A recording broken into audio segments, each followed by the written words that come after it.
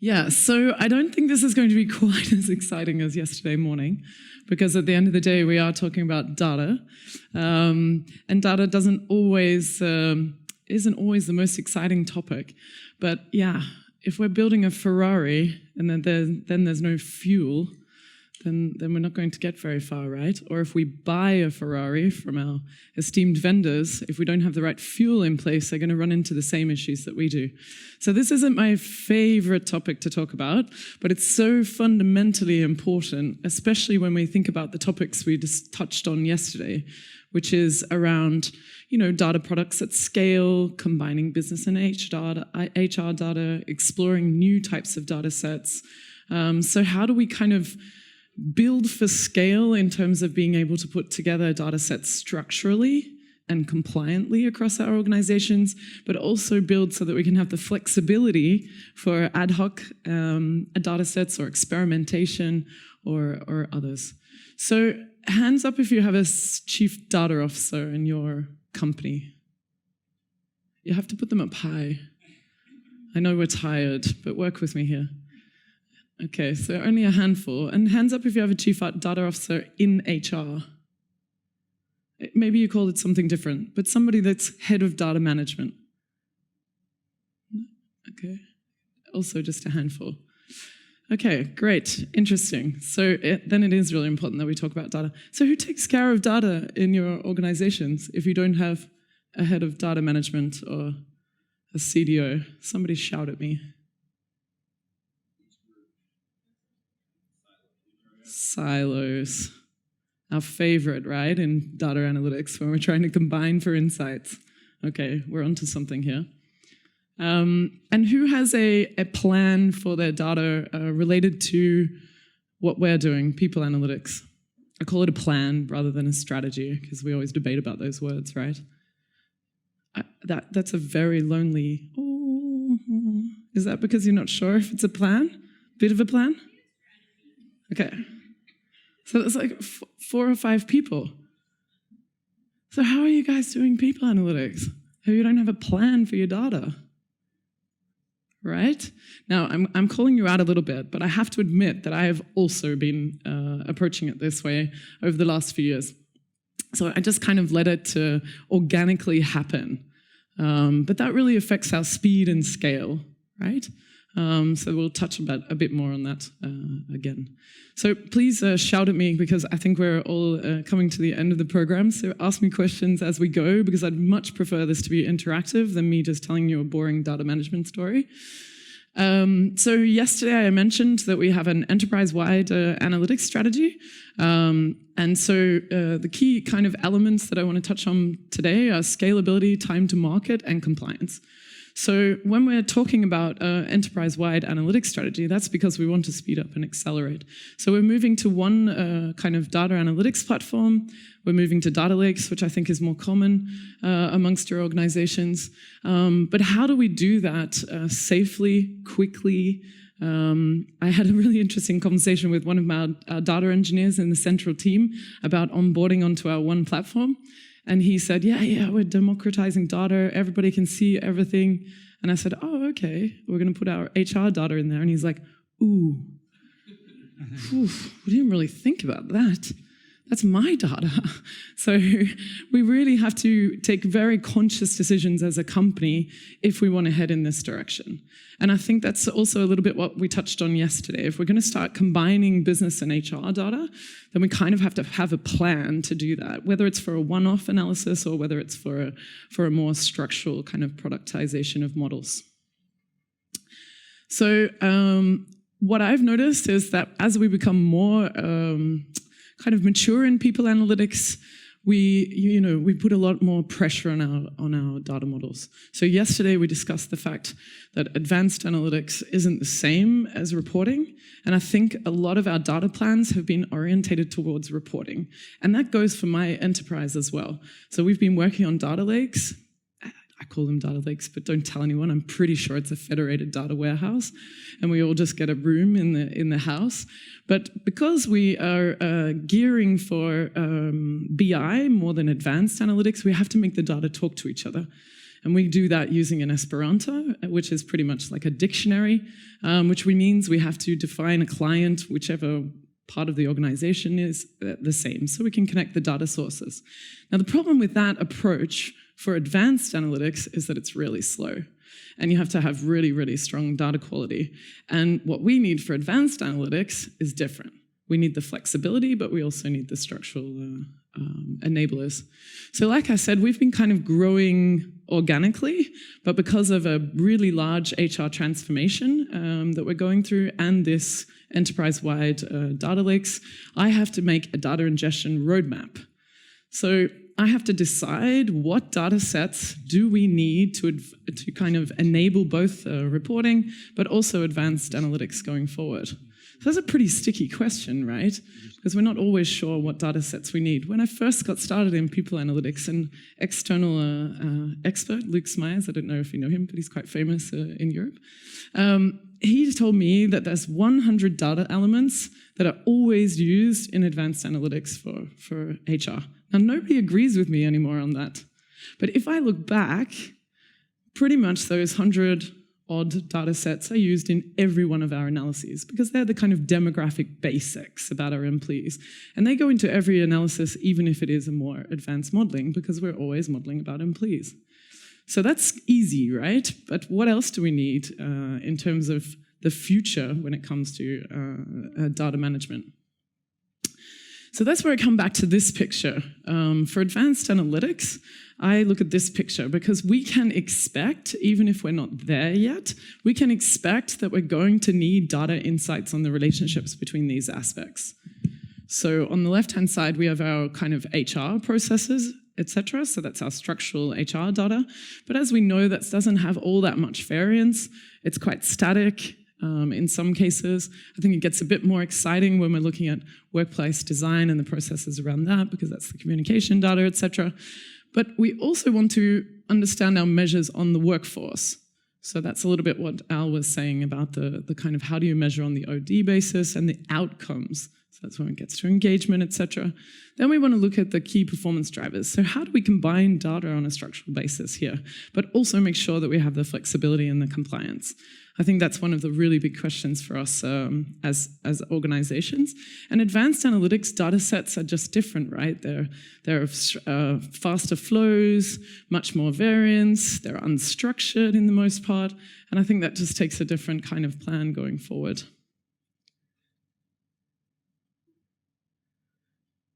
We talked a little bit yesterday about how combining people and business data is going to be key as well. So when we talk about business data, what do you think of? We think of productivity data. What else do we think of? Finance data. Yeah, and it's different in all different parts of the organization. So this is a big sticky problem, and I don't think anybody has really cracked it yet. Even the Microsofts of this world are trying to figure out how can they put together productivity data and HR data on a structural basis at scale. So I showed you this yesterday. Remember, this is how we take a look at our use cases. And when we reviewed our use cases, the biggest roadblock we have is data access and availability. So access is one thing, but availability is a different thing, because quite often we generate new data sets with our advanced analytics exercises. And availability, just like you guys say, your data is all in silos and all over the organization. So we've kind of gone to our data management team and said this needs to change. We need structural usage agreements. We need to make sure that we put it into the data lakes and that we have access for it. Secondly, we need to onboard onto the one platform so that we can access the business data. So strategy is always about making tough choices. And these are some of the tough choices we've had to make. And these are really active investments. And it's way more fun to invest in cool, shiny new tools rather than your data sets. But the reality is that we have to make investments here as well. So we have to democratize the data in order to make it useful. And that's really complex when it comes to compliance and rules of the game around data, particularly in Europe. And what we have discovered in this journey is that we also have some consequences that we find acceptable. We started the conversation with saying that 80% is good enough. I will explain to you why. But we don't need perfect data sets for advanced analytics. Do you agree with me there? Yeah, we need perfect data sets to make sure people get paid correctly, that people are safe and well in the office, but we don't need perfect data sets for this. And I'll give you an example of that. But we definitely need to understand what our data sets are and know how to handle them. Experimentation is also key. I mean, like I said, we have to unlock new data sets, and we have to be very creative about that. And I think you've heard some cool ideas over the last couple of days, but we don't always have it right. Sometimes we get some data and then it doesn't tell us what we want it to tell, or there's variables that just aren't in our data sets, so we have high errors. So experimentation is also key. And obviously, stakeholder management is important. So this is where we're kind of heading as a company. The idea is that when we move onto these one platforms, that we're democratizing data.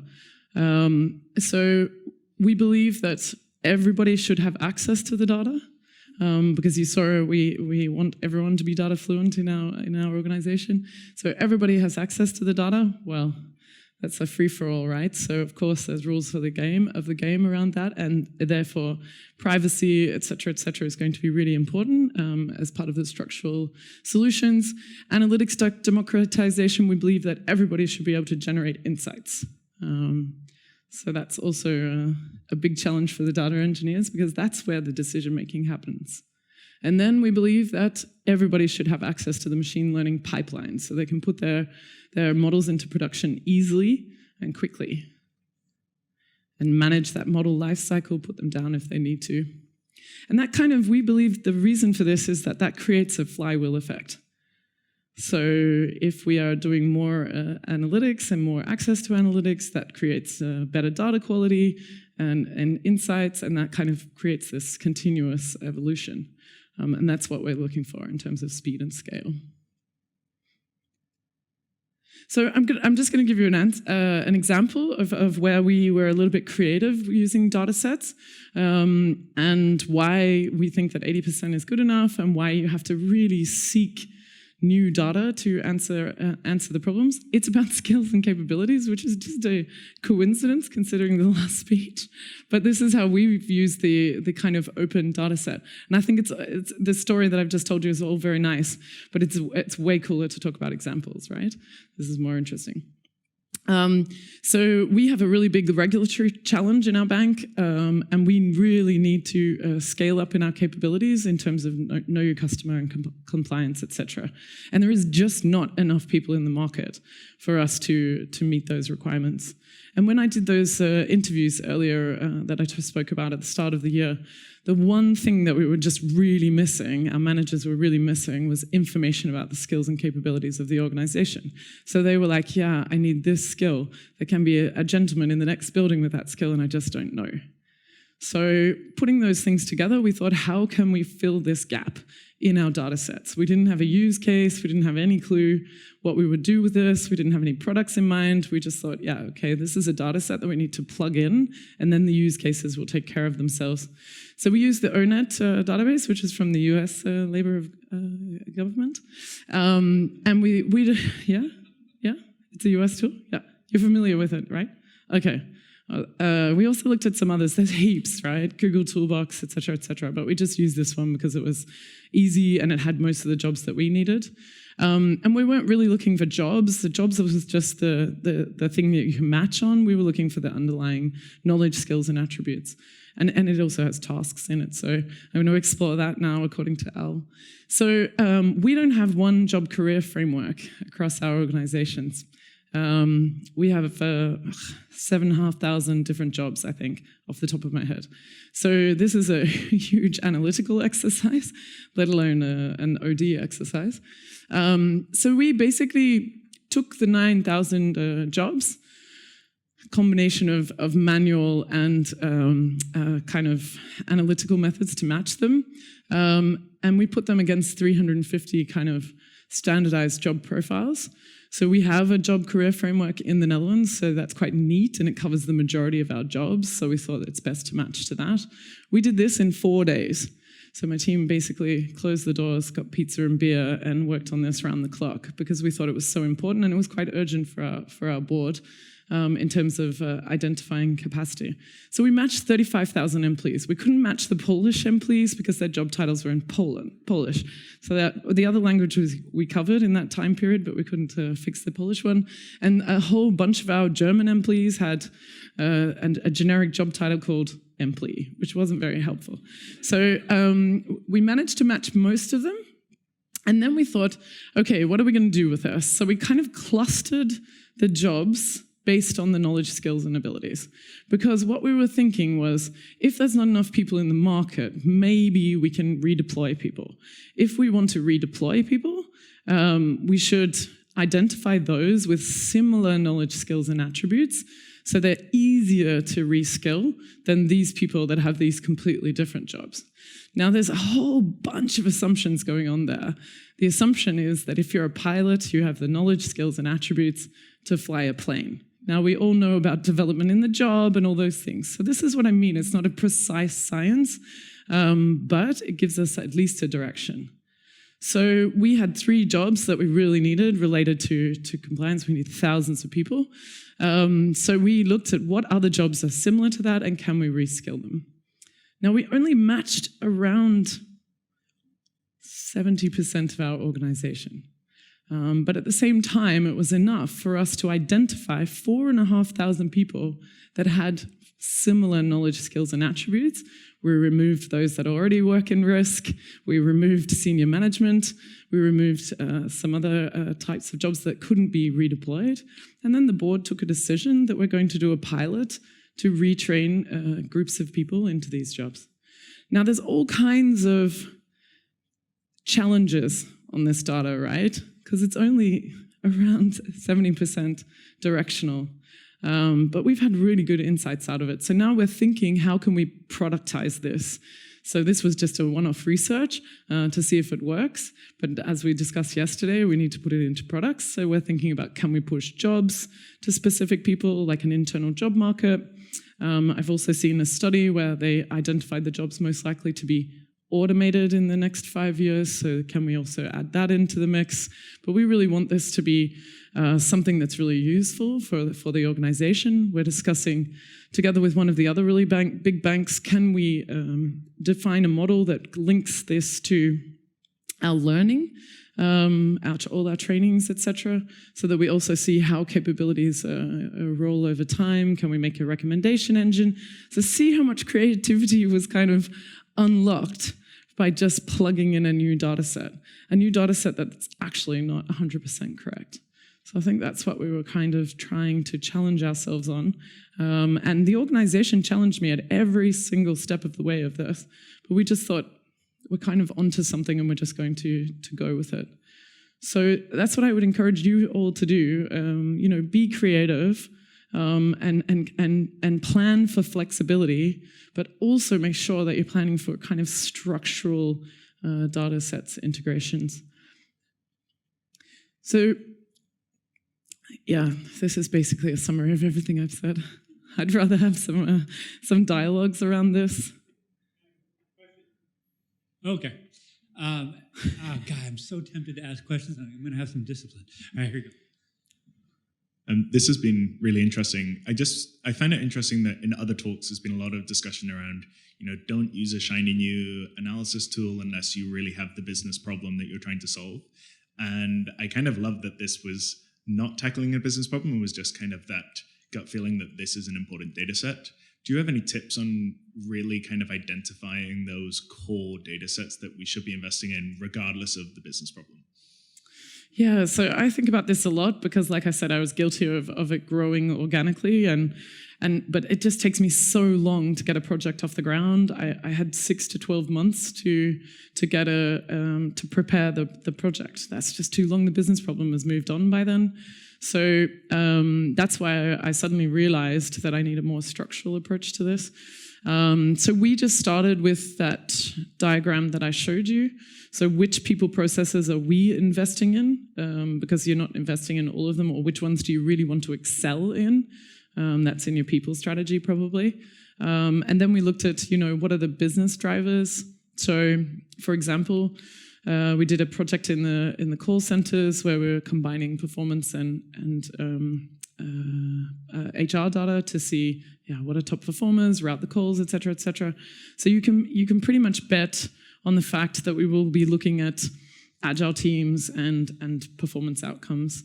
So I've just kind of gone through it from there. For the structural part, for the flexible part, we're just making sure that we have the right technology and kind of automated pipelines in line as a bank. That's not something that I could grow and invest in enough out of HR. That's kind of more a bank investment. Yeah. So you need the plug and play and you need the structure. I think that's what we've learned. Did that answer your question? Ready? Over there, and then we'll come back to Bennett. Brydie, question, are you back to this slide about connecting to the business data, connecting to HR business data? How have you conquered, I'll call it, some of the politicalness in terms of wanting, this is my data, I own the business data, you own the HR data, people willingness to share and collaborate? Because I think that's a roadblock that I see. I'm sure others see that as well too, about connecting that data to create a combined insight. Yeah, so we were very protective of our HR data. We still are, because of the fact that you need to know how to handle it. There's so many data privacy and stakeholder rules. So I was always keeping it a little bit careful in that way. And then therefore the other teams do as well, right? So I think one way that we've overcome that as an organization is to create this kind of global data management strategy and appoint CDOs in all the businesses. So I don't have local chief data officers in HR. We just have chief data officers in our local businesses, but we have one for HR. So we have a combined strategy. And that's how we manage quality, that's how we govern our data, and that's how we make sure that we're compliant, et cetera, et cetera. And I think that's really helped. Having said that, finance is always a little bit, you give me your data rather than the other way around. But as an organization, that just takes a mindset shift. And if we are going to be successful in our advanced analytics ambitions as a bank, we have to move past this. But the problem is more around making sure it's compliant, making sure that the data is safe, that we protect customer data, et cetera. Yeah, so I think that's the main ways. One last anecdote. When we first got started in people analytics, one of the commercial analytics teams came to me and they said, "Yeah, I keep asking all the guys in the business what kind of problems do you want us to tackle, and they just keep coming up with people problems." So then I had to admit, I don't have HR data, and there's a people analytics team. Can we work together? That's how So sometimes it takes care of itself, right? Because as was mentioned a few times yesterday, I think everybody's starting to realize that the business problems are also people problems. My chief analytics officer also challenges me on, so for example, the call center project. Yeah, Brydie, that's a business analytics project. Yeah, it's got people involved. We both have our expertises. Let's join together and make sure that we create value for the bank. And I think then everybody stops talking about it. Brydie, wonderful example, just clustering jobs and skills together. I'm in love with the data science behind that. But you said kind of toward the end there that you had some pushback at every stage of the process from other business leaders. And I think a lot of times with data science problems, things that can seem obtuse will get that kind of pushback. So you as a leader probably did some protection of your team in order to push forward. Could you talk a little bit about that a little bit more? It sounded a little bit like a bet there, and it really worked out. Yeah, so I think the reason people gave us a lot of pushback was because it's not a precise science. So job titles don't necessarily reflect what people are doing. Maybe they're not up to date in our warehouse. We don't know. Those kind of things. Secondly, it doesn't take into account, it just allocates my junior data scientist and my senior data scientist into the same knowledge, skills, and attributes. So it doesn't take experience into all those kind of challenges along the way, mostly from my HR colleagues, but a little bit from the business as well. So I think that afterwards we were reflecting on this with my team, and I think because it came out of questions from the business, so they're like, we're missing this information about our organization. So there was a bit of a business question to start with, but it just wasn't very specific. And secondly, we're reflecting afterwards. And I think sometimes that's why we feel like entrepreneurs, right? Entrepreneurs just believe no matter what kind of resistance they get, they just believe in what they're trying to achieve. And I think sometimes I find that clearer than other times. And this was one of the times that I thought, we're just onto something here. Even if it ends up just being something about responsibility as an organization, helping people reskill with automations, etc. We really are trying to avoid really big restructurings in Europe because they're really terrible for employees and stakeholders. So yeah, I think that's how it went. And then even when I was explaining this to my chief analytics officer, maybe I shouldn't tell this story because we're filmed, but he was saying, yeah, Brydie, stop talking to me like I'm a business stakeholder. I'm an analytics leader. And I said, well, stop challenging me like a business stakeholder, because it had a lot of skeptics. But now the board has approved this first phase and we have to do a pilot, which is really cool. And I think why that worked was because we just found a really pressing business problem. It's always about the business problem. It's never about starting with the data.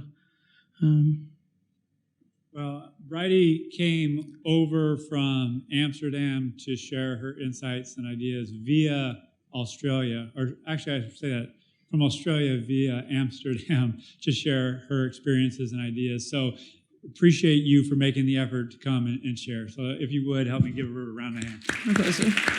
Thanks.